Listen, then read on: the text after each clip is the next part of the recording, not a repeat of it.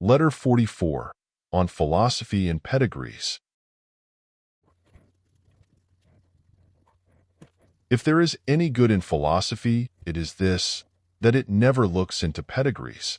All men, if traced back to their original source, spring from the gods.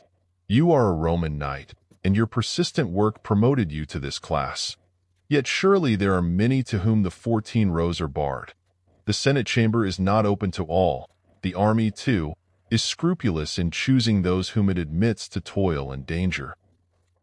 But a noble mind is free to all men. According to this test, we may all gain distinction. Philosophy neither rejects nor selects anyone. Its light shines for all. Socrates was no aristocrat. Cleanthes worked at a well and served as a hired man watering a garden. Philosophy did not find Plato already a nobleman. It made him one. Why then should you despair of becoming able to rank with men like these? They are all your ancestors, if you conduct yourself in a manner worthy of them. And you will do so if you convince yourself at the outset that no man outdoes you in real nobility. We have all had the same number of forefathers. There is no man whose first beginning does not transcend memory. Plato says, "Every king springs from a race of slaves, and every slave has had kings among his ancestors."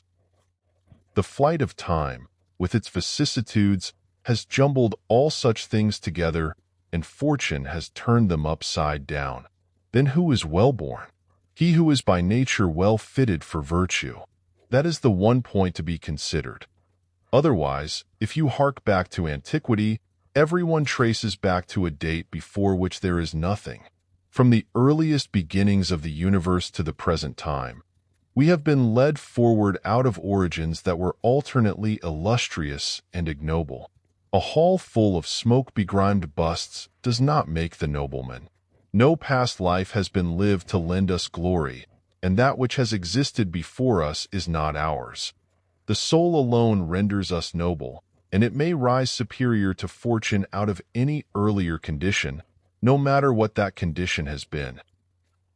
Suppose, then, that you were not a Roman knight, but a freedman, you might nevertheless, by your own efforts, come to be the only free man amid a throng of gentlemen. How, you ask? Simply by distinguishing between good and bad things without patterning your opinion from the populace. You should look, not to the source from which these things come, but to the goal towards which they tend. If there is anything that can make life happy, it is good on its own merits, for it cannot degenerate into evil.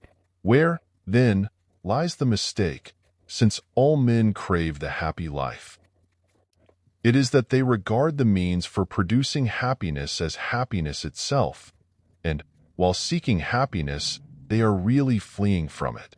For although the sum and substance of the happy life is unalloyed freedom from care, and though the secret of such freedom is unshaken confidence, yet men gather together that which causes worry, and, while traveling life's treacherous road, not only have burdens to bear, but even draw burdens to themselves.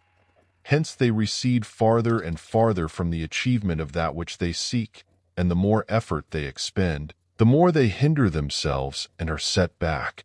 This is what happens when you hurry through a maze. The faster you go, the worse you are entangled.